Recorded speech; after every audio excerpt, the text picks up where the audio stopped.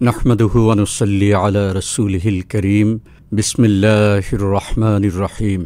সর্বকালের সর্বশ্রেষ্ঠ মানব হযরত মুহাম্মদ সাল্লাল্লাহু আলাইহি ওয়াসাল্লাম, যিনি দুনিয়ার সকল অন্ধকারকে দূরীভূত করে এই পৃথিবীতে আগমন করেন। আল্লাহর রাসূল সাল্লাল্লাহু আলাইহি ওয়াসাল্লাম দুনিয়াবাসীর জন্য রহমত হিসেবে প্রেরিত হয়েছেন। বিশ্ববাসীর জন্য তাঁর জীবন ও কর্ম অনুসরণীয় ও অনুকরণীয়। প্রিয় নবীর শানে মহান আল্লাহ সুবহানাহু ওয়া তাআলা ইরশাদ করেন, ওয়ামা আরসালনাকা ইল্লা রাহমাতাল লিল আলামিন। হে রাসূল সাল্লাল্লাহু আলাইহি ওয়াসাল্লাম, আমি আপনাকে বিশ্ববাসীর জন্য রহমত স্বরূপ প্রেরণ করেছি। রাসূল করিম সাল্লাল্লাহু আলাইহি ওয়াসাল্লাম যে দিবসে জন্মগ্রহণ করেন, গোটা বিশ্বব্যাপী মুসলিমগণ এ দিনটিকে মর্যাদা ও সম্মানের সাথে স্মরণ করেন। ঈদ মানে আনন্দ, আর মাওলুদ বা মিলাদ মানে জন্ম। সুতরাং ঈদে মিলাদুন্নবী মানে মুহাম্মদ সাল্লাল্লাহু আলাইহি ওয়াসাল্লামের জন্মের আনন্দ। আমাদের প্রাণের স্পন্দন আল্লাহর প্রিয় হাবিব হযরত মুহাম্মদ সাল্লাল্লাহু আলাইহি ওয়াসাল্লাম গোটা পৃথিবীকে আলোকিত করে 570 মতান্তরে 71 ঈসাই সালের 12 রবিউল আউয়াল জন্মগ্রহণ করেন। তাঁর জন্মের ব্যাপারে তাঁর মাতা বিবি আমিনা বলেন, মুহাম্মদ সাল্লাল্লাহু আলাইহি ওয়াসাল্লাম যখন জন্ম নিলেন, আমার মনে হলো আমার ভেতর থেকে একটি নূর বেরিয়ে এসেছে, যার আলোর ঝলকানিতে পূর্ব পশ্চিম আলোকিত হয়ে গেল।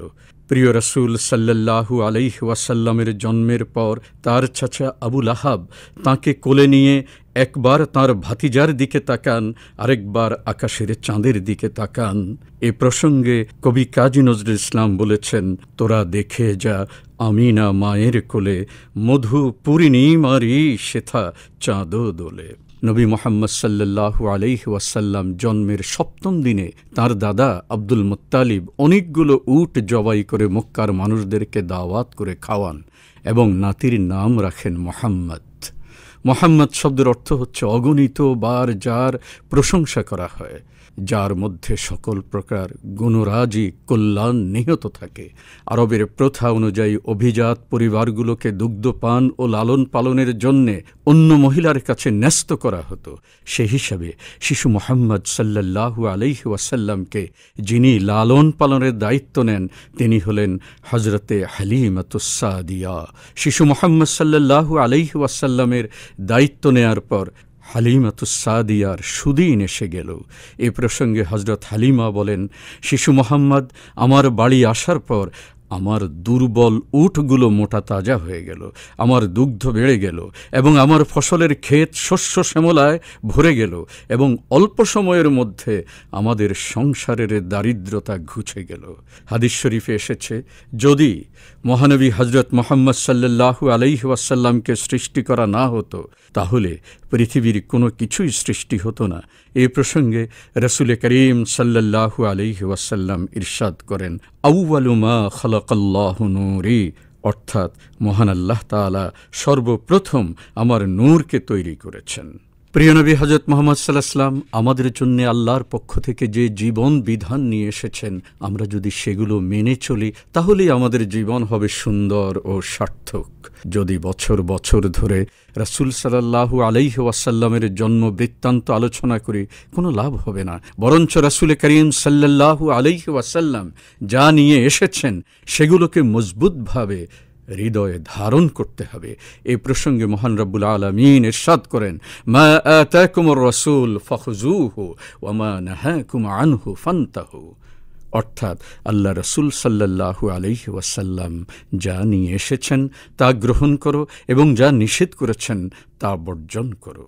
আল্লাহর প্রিয় বান্দা হতে হলে রাসূল করিম সাল্লাল্লাহু আলাইহি ওয়াসাল্লামকে পরিপূর্ণভাবে ভালোবাসতে হবে এবং তাঁর অনুসরণ করতে হবে। এই প্রসঙ্গে মহান রব্বুল আলামিন কালামে পাক ইরশাদ করেন, কুল ইন কুনতুম তুহিব্বুনাল্লাহ ফাত্তাবিউনি ইউহিব্বুকুমুল্লাহ ওয়া ইয়াগফির লাকুম যুনুবাকুম ওয়াল্লাহু গফুরুর রহিম। হে রাসূল, বলুন, যদি তোমরা আল্লাহর ভালোবাসা পেতে চাও, তাহলে আমার অনুসরণ করো। আল্লাহ তোমাদেরকে ভালোবাসবেন, তোমাদের গুনাহসমূহ ক্ষমা করে দেবেন, আর আল্লাহ অতিশয় ক্ষমাশীল ও করুণাময়। আল্লাহ রসুল সাল্লাল্লাহু আলাইহি ওয়াসাল্লাম শৈশবকাল থেকেই ছিলেন সত্যবাদী ও আমানতদার। এজন্যে আরবের লোকেরা তাঁকে সাদিক ও আল আমিন বলে ডাকতেন। যে জাতির মধ্যে সত্যবাদিতা ও আমানতদারিতা নেই, সে জাতি কখনো সভ্য হতে পারে না। এজন্য রাসূল করিম সাল্লাল্লাহু আলাইহি ওয়াসাল্লাম বলেছেন, আলাইকুম বিসসিদক ফাইন্না সিদকা ইয়াহদি ইলাল বির ওয়া ইন্নাল বিররা ইয়াহদি ইলাল জান্নাহ। তোমরা সত্যের উপর অবিচল থাকবে, কেননা সত্য মানুষকে কল্যাণের পথে ধাবিত করে, আর কল্যাণ মানুষকে জান্নাতের পথ দেখায়। রাসূল করিম সাল্লাল্লাহু আলাইহি ওয়াসাল্লাম নবুয়তি জীবনের 23টি বছর আল্লাহর দ্বীনকে বাস্তবায়নের জন্য কাজ করে গেছেন।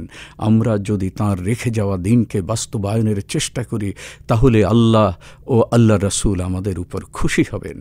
আসুন আমরা পবিত্র কোরআন এবং সুন্নাহর আলোকে আমাদের জীবনকে গড়ে তুলি, তাহলেই রাসূল করিম সাল্লাল্লাহু আলাইহি ওয়াসাল্লাম এ ধরায় আসার যে আলোচনা, সেটি পূর্ণতা পাবে। আমরা হব সার্থক। আল্লাহ রাব্বুল আলামিন আমাদেরকে দুনিয়া এবং আখিরাতে কল্যাণ দান করুন। আমিন। আসসালামু আলাইকুম ওয়া রাহমাতুল্লাহি ওয়া বারাকাতুহু।